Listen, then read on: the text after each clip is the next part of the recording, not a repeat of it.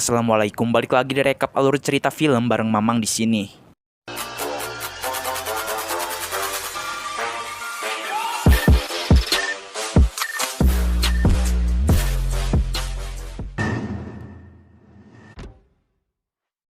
Hai seluruh, halo sobat movie, selamat datang kembali di channel ini.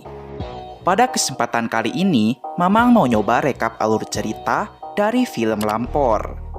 Film ini menceritakan tentang teror dari sosok hantu keranda terbang yang bisa menculik dan membunuh orang. Penasaran sama kelanjutan ceritanya? Sebelum itu, alangkah baiknya kalau kalian sediain dulu secangkir teh hangat biar makin enjoy nontonnya. Gak pakai lama lagi, hayu meluncur.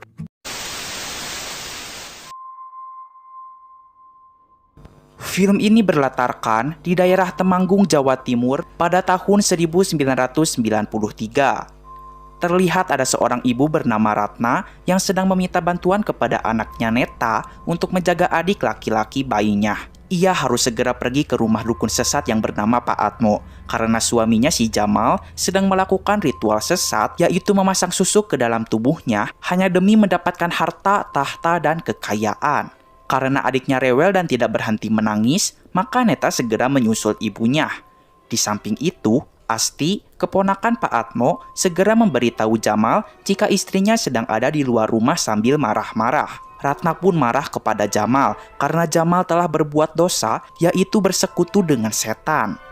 Tak lama dari itu, terdengar suara Lampor datang. Jamal segera menggendong Ratna masuk ke dalam rumah supaya tidak diculik Lampor. Sementara itu, Neta yang baru sampai di rumahnya Pak Atmo seketika ketakutan karena melihat hantu Lampor keranda terbang. Akhirnya Neta sampai juga di rumah dan adiknya belum berhenti menangis. Tiba-tiba jendela terbuka dengan sendirinya.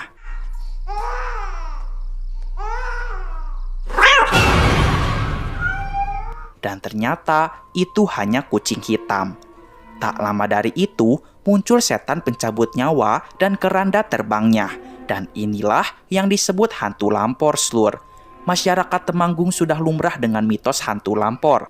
Dan jika hantu Lampor datang, kita harus berusaha agar tidak terlihat dan pantang melihat. Neta segera bersembunyi dan menutup matanya. Ratna yang baru sadar segera menggaplok Jamal dan segera menuju rumah. Ia pun shock karena anak bayinya hilang diculik Lampor. Neta meminta maaf karena ia tidak bisa menjaga adiknya. Ratna mengatakan jika ini bukan salah Neta, tapi ini semua ulah ayahnya yang sesat. Ratna tidak mau jika Neta jadi korban culik Lampor. Maka dari itu, Ratna membawa Neta untuk pergi jauh ke Medan. Dan film Lampor pun dimulai.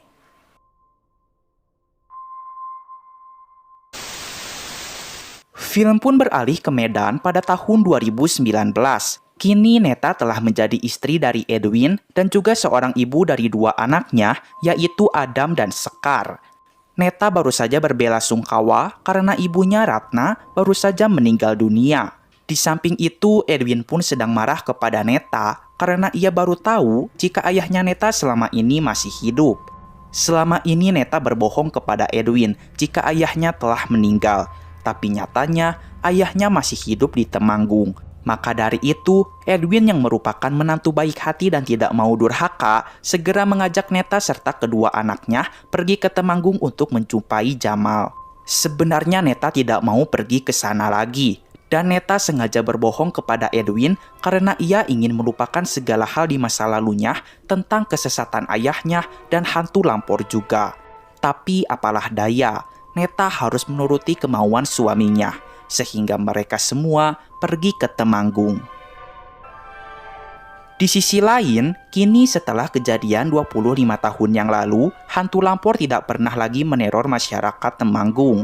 Tapi setelah Neta dan keluarganya berencana akan balik lagi ke Temanggung, tiba-tiba hantu Lampor datang lagi dan membunuh salah satu warga yang bernama Endro.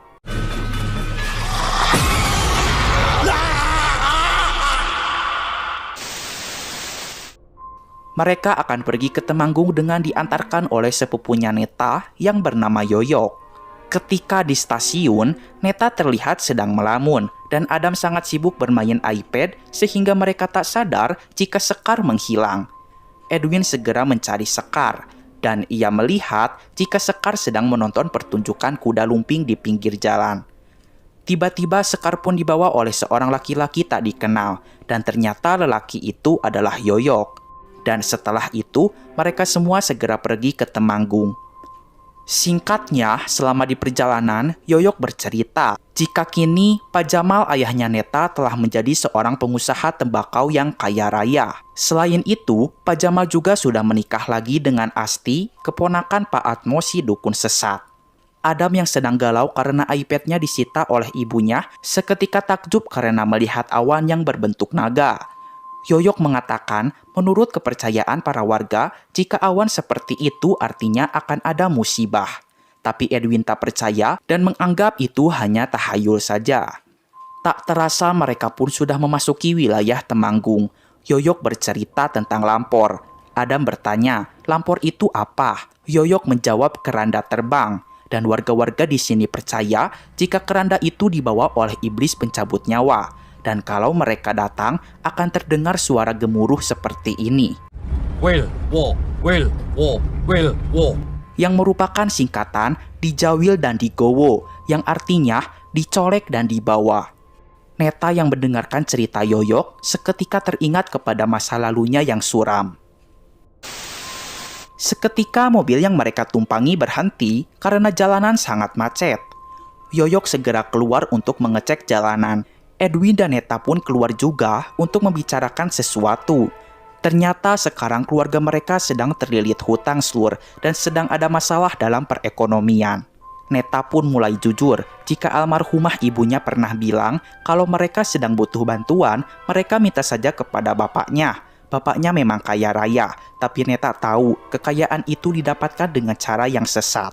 Edwin juga merasa tidak enak, masa baru ketemu udah minta uang lagi? Ucap Edwin. Ternyata jalanan macet itu disebabkan oleh mobil yang mogok. Yoyok yang sedang membantu membenarkan mesin tiba-tiba bertemu dengan salah satu warga. Ibu itu bertanya jika Yoyok kesini bersama siapa. Yoyok menjawab sama Neta. Ibu itu seketika panik dan mengatakan jika bapaknya si Neta yaitu Jamal baru saja meninggal tadi pagi. Dan ibu itu melemparkan suatu benda ke kaca mobil Neta karena ia pikir jika Neta adalah penyebab dari kematiannya Jamal.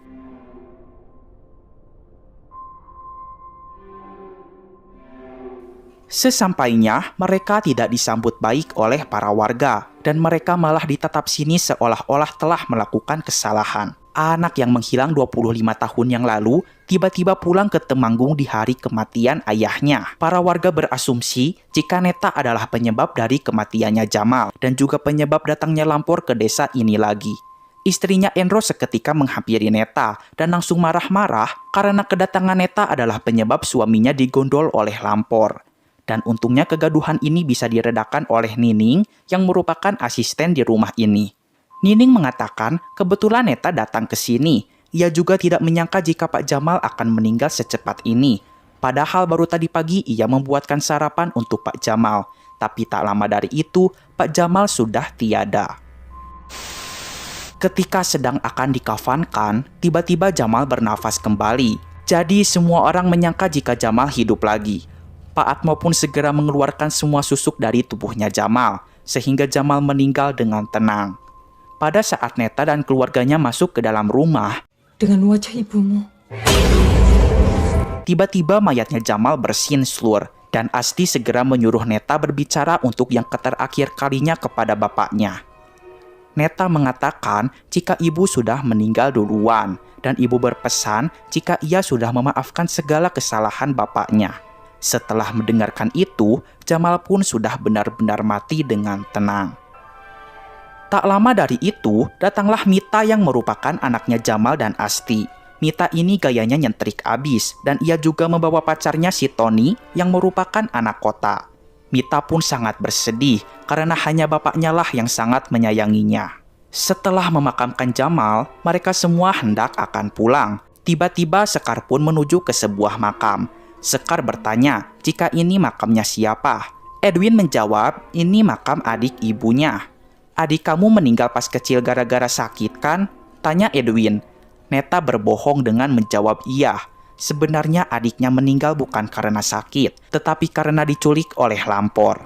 Neta pun bertanya, kenapa Sekar bisa berada di sini? Sekar menjawab jika ia diajak oleh kakek ke makam ini, dan seketika mereka merinding tidak karuan. Film pun berpindah kepada Yoyok dan Edwin yang sedang rumpi no secret. Yoyok mulai bercerita jika orang yang bernama Bimo itu adalah asisten kepercayaannya Pak Jamal, dan Bimo juga tinggal di rumah ini. Menurut rumor warga kampung, Bimo adalah pacar gelapnya Mbak Asti. Di samping itu, Nining mengatakan jika nasib Neta sangat enak sekali. Baru pulang udah dapat warisan lagi. Soalnya Neta anak kandung satu-satunya yang dimiliki Pak Jamal. Neta bertanya soal Mita. Nining menjelaskan jika Mita itu hanya anak angkatnya Pak Jamal dan Mbak Asti. Mereka berdua tidak bisa mempunyai anak, sehingga mereka berdua mengadopsi Mita dari kecil. Pak Jamal sangat sayang kepada Mita. Semua yang Mita inginkan pasti dipenuhi. Maka dari itu, Mita sangat sedih atas kematian bapaknya. Neta bertanya, apakah selama ini bapaknya bahagia? Nining menjawab jika ia tidak tahu standar kebahagiaan seseorang. Tapi belakangan ini, Pak Jamal selalu melamun, apalagi semenjak Lampor datang lagi ke kampung ini.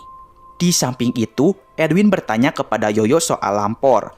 Yoyo mengatakan, kata orang-orang kampung, Lampor datang ke sini karena ada yang gak beres sama kampung ini. Katanya, waktu dulu Lampor datang gara-gara Pak Atmos si dukun sesat dan Pak Jamal yang pasang susu. Tapi Pak Atmos selalu selamat karena ia bisa mengendalikan Lampor. Dan jika Lampor datang karena ada sebuah dosa, berarti sekarang ada dosa apa yang sedang terjadi di kampung ini. Sehingga Lampor datang lagi setelah 25 tahun lamanya menghilang. Di zaman sekarang, siapa sih yang gak buat dosa? Ucap Nining. Dan Nining pun pamit karena sudah sore. Yoyok juga pamit pulang ke rumah bibinya. Setelah itu, Neta dihampiri oleh Mita. Mita mengatakan jika selama ini bapaknya selalu menceritakan tentang Neta. Mita menyarankan agar Neta harus hati-hati karena di rumah ini banyak ular-ular berbisa. Maksudnya, banyak orang-orang yang licik. Ia mengatakan jika Mbak Asti, ibu tirinya, tidak akan membiarkan harta dan tahta warisan dari bapaknya jatuh ke tangan Neta. Dan ia tahu banyak tentang rahasia-rahasia gelapnya Mbak Asti. Tak lama dari itu, Mita seketika pergi karena mendengarkan suara pisau. Dan ternyata yang memainkan pisau itu adalah Bimo. Ketika waktu maghrib, Mbak Asti curhat jika ia masih bisa mencium aroma suaminya di kasur dan di selimutnya. Bahkan di bantal pun masih tercium minyak rambutnya. Ia belum bisa move on. Mbak Asti senang karena Neta pulang pada waktu yang tepat. Anak yang dianggap hilang akhirnya pulang. Dan ia meminta agar Neta dan keluarga menginap di sini untuk beberapa hari. Tiba-tiba, Mita keluar kamar dan segera pergi dari rumah. Mita mengatakan jika ia tahu kalau Asti tidak menyayanginya, maka dari itu ia lebih memilih keluar dari rumah ini. Asti pun sudah pusing dengan kelakuannya Mita, sehingga ia sudah tidak peduli lagi. Asti pun pamit masuk ke dalam kamar karena sudah capek. Dan ia meminta Bimo untuk menjelaskan tentang Lampor kepada Neta dan keluarganya. Bimo mulai menjelaskan, jangan terlihat, pantang melihat. Itulah inti aturannya. Jika kita melanggar aturan itu, maka kita akan dijemput oleh hantu Lampor, dimasukkan ke dalam keranda mayat, dan dibawa ke suatu tempat yang kita sendiri tidak ketahui ada di mana. Jika sudah diculik Lampor, kebanyakan korbannya akan mati dan menghilang, dan yang paling beruntung hanya mengalami sakit saja. Setelah waktu Isya, terdengar suara kentungan yang merupakan pertanda akan datangnya hantu Lampor. Semua warga segera mematikan lampu dan menutup pintunya rapat-rapat. Asti yang sedang galau pun seketika panik karena pintu lemari terbuka. Dan ia melihat jika semua surat-surat berharga seperti surat rumah dan surat tanah sudah dibawa pergi oleh Mita. Di samping itu, Mita segera menyerahkan surat-surat berharga itu kepada Tony. Tapi tiba-tiba motor mogok dan tidak mau berjalan. Dari kejauhan Mita mendengarkan suara Lampor. Mita segera berlari meninggalkan Tony dan segera bersembunyi di sebuah gudang. Mita menyuruh Tony untuk segera masuk ke gudang juga karena nanti Tony bisa digondol Lampor. Tony si anak kota pun tak percaya pada Lampor. Pada akhirnya, Tony dicekik oleh hantu Lampor dan seketika tewas. Di sisi lain, Edwin yang sedang tidur seketika terbangun dan melihat jika Adam sudah tidak ada di dalam kamar. Ia pun panik karena mendengarkan suara bising yang berasal dari iPad yang sedang dimainkan oleh Adam. Edwin segera mengambil iPad-nya karena takut hantu Lampor datang. Dan tiba-tiba jendela terbuka. Edwin diculik dan dimasukkan ke dalam keranda mayat. Dan ternyata itu hanya mimpi buruk saja. Edwin bertanya, Adam sekarang ada di mana? Neta menjawab jika Adam sedang bermain layangan bersama Sekar di lapangan. Neta segera menenangkan Edwin. Dan Neta memutuskan agar ia akan berbicara dengan Mbak Asti soal warisan peninggalan ayahnya. Setelah itu mereka akan pulang ke Medan. Di lapangan terlihat Adam dan Sekar tengah bahagia karena bisa bermain layangan. Tak lama dari itu, Sekar mendengarkan suara kakeknya yang mengajaknya untuk turun ke bawah jurang. Adam yang baru sadar jika Sekar menghilang, segera mencari-cari Sekar. Dan Adam menemukan Sekar di bawah jurang yang sedang melihat Mita tergeletak pingsan. Mereka berdua segera memberitahu kepada kedua orang tuanya tentang keadaan Mita, sehingga Mita langsung dibawa oleh Edwin ke dalam rumah. Adam segera izin untuk pergi ke lapangan lagi karena layangannya ketinggalan di sana. Tak lama dari itu, Mita seketika kerasukan dan mengatakan Lampor datang untuk orang yang berdosa, dan ia menunjuk ke arah Neta. Nining pun segera pamit untuk memanggil Pak Atmo. Kenapa nggak panggil dokter aja? Tanya Edwin. Nining menjawab jika Mita itu nggak sakit, tapi kesurupan. Di lapangan, Adam melihat jika layangannya masih ada dan tiba-tiba layangannya putus dan jatuh ke bawah tanah di dekat pohon besar. Ketika akan mengambil layangan, ia melihat ada kain berwarna putih terkubur di dalam tanah.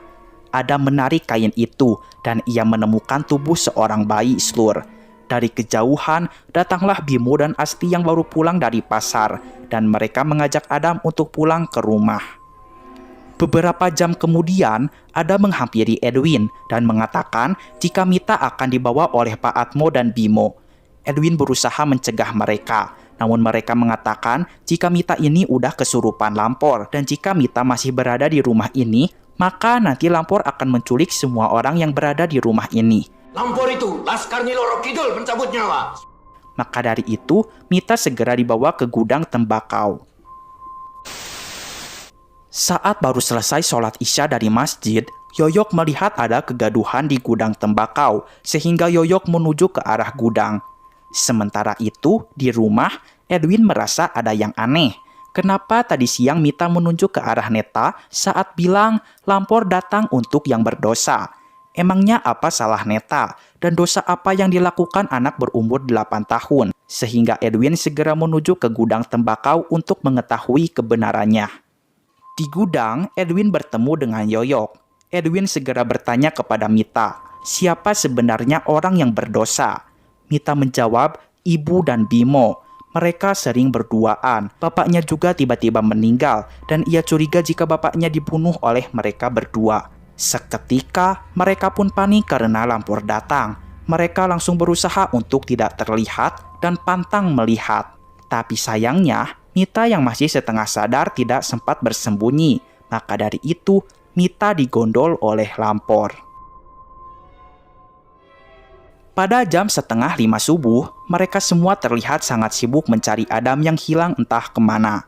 Siang harinya, Edwin pun mencari Adam hingga ke ujung kampung. Sementara itu di rumah, Neta meminta bantuan Pak Atmo untuk mencari Adam. Pak Atmo bertanya, apakah ada barang yang sering dimainkan oleh Adam? Bimo segera memberikan iPad milik Adam. Ia mendapatkan iPad ini tergeletak di bawah lantai.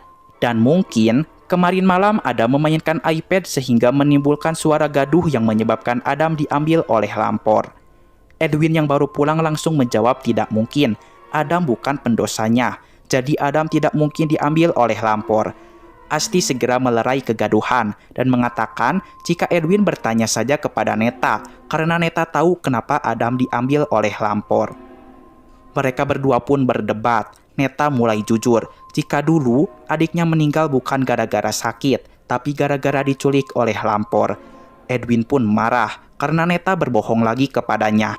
Dan pantas saja semua orang menuduh Neta sebagai pendosanya, karena seharusnya waktu dulu Neta yang diculik oleh Lampor, bukan adik bayi laki-lakinya. Dan sekarang Lampor datang untuk mengincar Neta.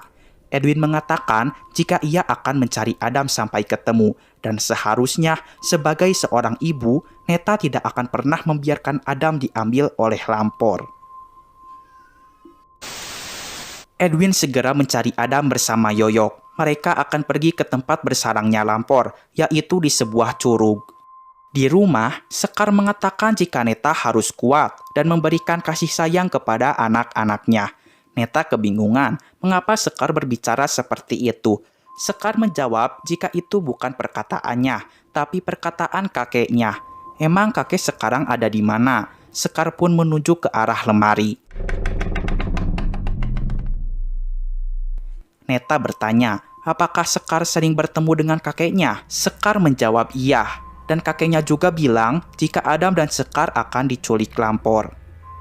Neta yang mendengarkan hal itu segera pergi ke makam ayahnya. Ia bertanya, mengapa ayahnya tidak pernah menyayanginya? Apakah ayahnya marah gara-gara anak laki-lakinya mati gara-gara dirinya? Dan apakah ayahnya akan balas dendam dengan memberikan Adam dan Sekar kepada Lampor? Tiba-tiba Asti datang. Asti mengatakan jika Neta salah besar telah berpikir ayahnya tidak menyayanginya. Ayahnya selalu berharap Neta akan pulang ke Temanggung, dan ini adalah warisan dari ayahnya untuk Neta. Neta mengatakan jika Mbak Asti jangan pura-pura baik. Bukannya Lampor datang karena Mbak Asti dan Bimo menjalin hubungan gelap, dan ayahnya juga mati dibunuh oleh Mbak Asti karena ingin harta dan kekayaannya. Mbak Asti membantah semua ucapan itu. Neta tahu itu semua dari Mita. Asti mengatakan jika Mita itu pembohong, gak ada satupun ucapan yang bisa dipercaya dari mulutnya. Ia mulai menjelaskan jika sebenarnya Jamal sudah tahu tentang hubungan ia dan Bimo. Jamal tidak melarang, bahkan merestuinya. Asalkan Asti tidak boleh melakukan suatu hal yang dapat membuatnya malu. Ia juga terpaksa menikah dengan Jamal karena Pak Atmo pamannya memiliki hutang kepada Jamal. Ia rela menikah dengan orang yang selalu mengingat keluarganya, bahkan sampai akhir hayatnya. Sementara itu, Edwin dan Yoyok baru sampai di lokasi sarangnya Lampor. Edwin langsung menuju curug, sedangkan Yoyok melihat ada mobil Bimo dari kejauhan, sehingga ia memilih untuk bersembunyi. Yoyok melihat jika Bimo sedang bersama Pak Atmo. Pak Atmo juga terlihat akan menuju curug, sedangkan si Bimo menunggu di dekat mobil. Dan ia tidak tahu tujuan mereka datang ke sarang Lampor. Di curug, Edwin berteriak, memanggil-manggil nama Adam, dan berharap Adam bisa ditemukan. Malam harinya, di rumah, Sekar yang sedang menggambar melihat krayonnya bergelinding ke bawah lemari. Setelah diambil, ia melihat buku gambar berpindah dengan sendirinya ke gambaran yang dibuat oleh Adam. Gambar itu adalah gambar lapangan tempat mereka bermain layangan. Dan terlihat di samping pohon besar, Adam menggambar tubuh bayi. Ya, Adam menggambar kejadian yang dialaminya kemarin siang di lapangan. Dan tak lama dari itu, Neta datang. Sekar segera memperlihatkan gambar buatannya Adam, dan ia mengatakan jika kakek menyuruhnya agar Neta melihat video yang ada di iPad milik Adam. Di sisi lain, Edwin memasuki gua yang berada di sekitar curug, dan ia melihat ada Pak Atmo yang sedang melakukan ritual. Edwin bertanya, Adam sekarang ada di mana? Pak Atmo menjawab jika sekarang Adam sedang ia culik. Dan sekarang juga ia sedang mengendalikan Lampor agar malam ini Lampor menculik Adam.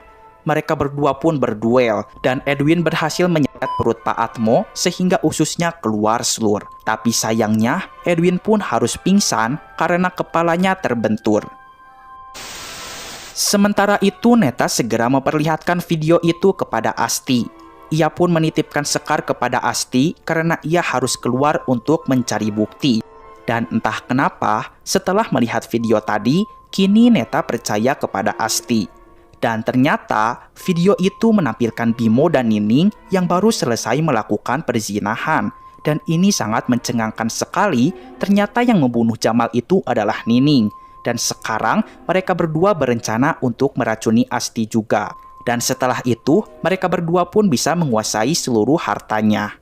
Adam yang sedang merekam pembicaraan mereka seketika didatangi dan video pun selesai.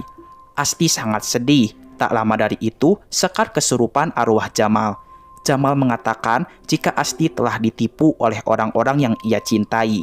Sesadarnya, Sekar mengatakan, kata kakek, nenek harus menjaga Sekar mulai sekarang.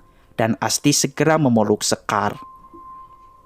Pak Atmo yang kesakitan berusaha keluar dari curug dan meminta bantuan Bimo. Tapi Bimo tidak mau membantu Pak Atmo lagi karena melihat kondisinya yang sudah sekarat. Bimo segera pergi dan melindas kaki Pak Atmo. Tak lama dari itu, akhirnya Edwin sadar juga dan untungnya Yoyok masih menunggu di tempat tadi.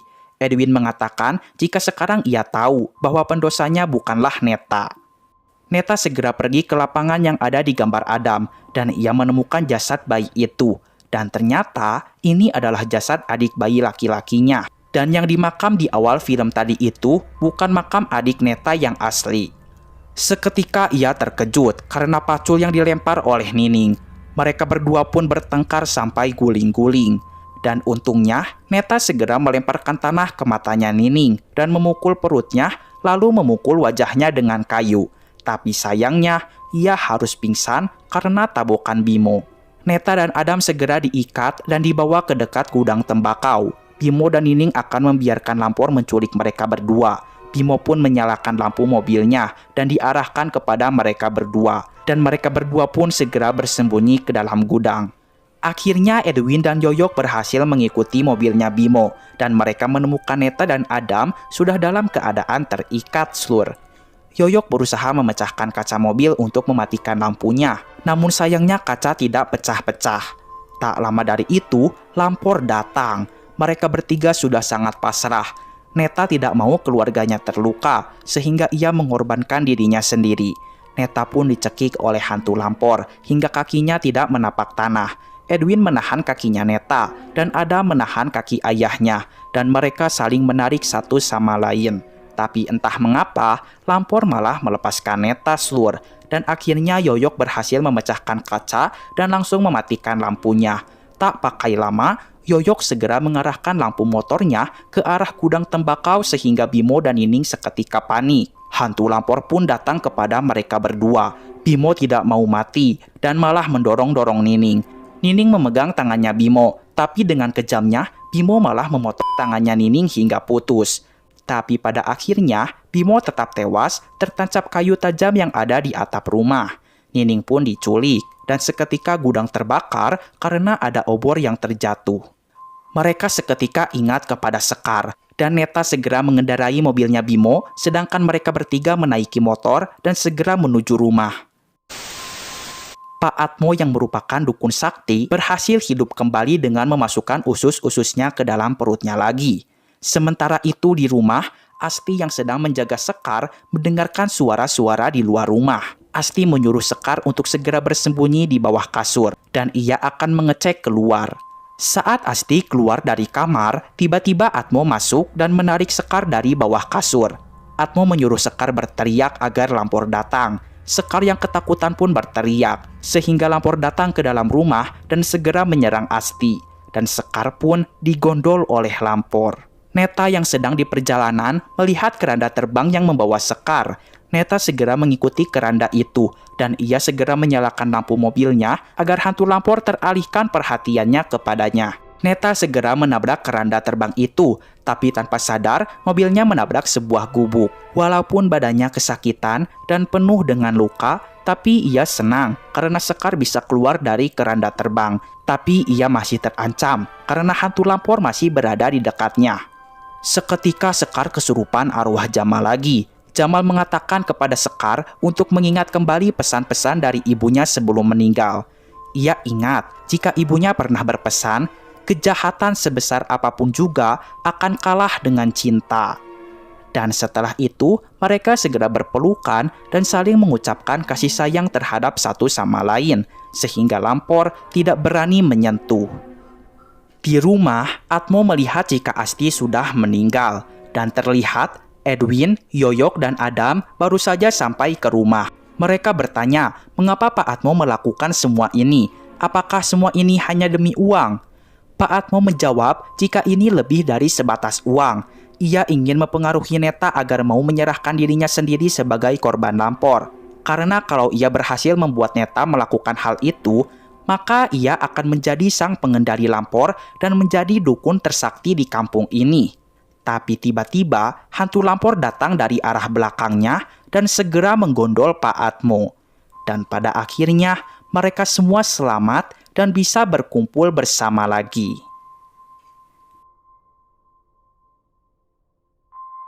Di akhir film, terlihat Yoyok sedang ditelepon oleh Edwin yang meminta bantuan untuk mengantarkan pulang ke Medan esok hari.